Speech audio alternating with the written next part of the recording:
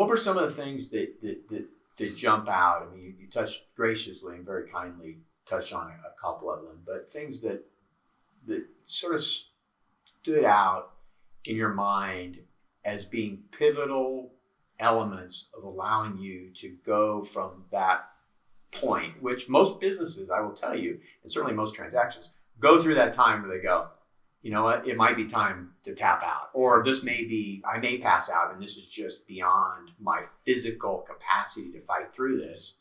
But hey, obviously you guys didn't do it, and now you're flourishing. So were there particular moments that stand out that were the catalyst that allowed you to do that? So, I think we both agreed there was this one November where, we were like kind of the lowest point that we had. But one of the things was Dave was really creative, and I certainly helped a bit, but creative with getting through the rough months. Like one month we told all our landlords, sorry guys, we don't have, you can do what you want. We don't have the money. We're not going to pay you this month, but we'll pay you your full month next month and 10% more for the next year, and we'll get caught up. And the next month we did that with it. So that got us through 1 month.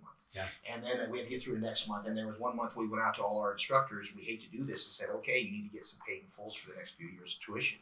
That's the only way. So we kind of took 1 month at a time, tried not to cannibalize the long-term benefit of the business, and slowly the light got bigger and bigger. Yeah, we made progress. Every year the losses were a little bit less, and we put guardrails up. So we took everything and centralized it. Everything, you couldn't spend not a dime, but not even a penny without my approval. Yeah. And so everyone kind of banded together, and it was probably the best time for morale in a way, because everybody was in it to win. Yeah.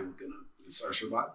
Yeah. We had some employees that when it started getting challenging, like 2007, when because we were losing a lot of money in that time frame, but we had some money in the bank, so we could do it for a little while. But said, you know what, it's good luck, but we got to take off. And so we lost a few people that were good people, but those that stuck around, we were in battle, and they were side by side. They were in the trenches with us, and there was never a doubt. We had several people in the management team that went without paychecks more than one time.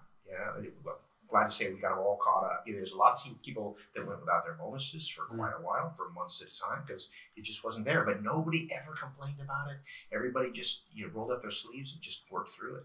And do you think that there's something about the martial arts mindset and dogma, for lack of a better word, that made that more the case for you guys? I'd like to say that my brother Tim and I created a culture where people wanted to be a part of it, and we've always gone out of our way to treat our people well and want them to want to be on the team. And then of course when Mr. Chandler came on, that was only magnified. His leadership to be able to come into the setting where martial arts is the hierarchy is very clear. The guy with the highest belt rank is the guy in charge, kind of, sort of, and for Mr. Chandler to come in, by the way, he came in as a black belt, but he was a first degree black belt. So in our world, that wouldn't be considered like high ranking, but he very quickly grabbed the respect of all the team, and there was no doubt. Like it took no time at all for them to go, okay, not only do I like this guy, but he's a hard worker and he's intelligent, and I want to follow him. And so he took the culture that we already had and just made it better.